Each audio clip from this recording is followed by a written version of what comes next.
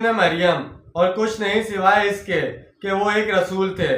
ان سے پہلے بھی بہت سے رسول گزر چکے تھے اور ان کی والدہ صادقہ تھیں، دونوں کھانا کھاتے تھے۔ دیکھو کس طرح ہم ان کے لیے اپنی آیات واضح کرتے ہیں، پھر دیکھو کہ وہ کہاں سے الٹا دیے جاتے ہیں۔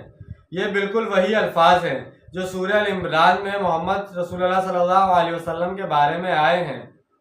محمد صلی اللہ علیہ وسلم اس کے سوا کیا ہیں کہ اللہ کے رسول ہیں، اور آپ صلی اللہ علیہ وسلم سے پہلے بہت سے رسول گزر چکے ہیں۔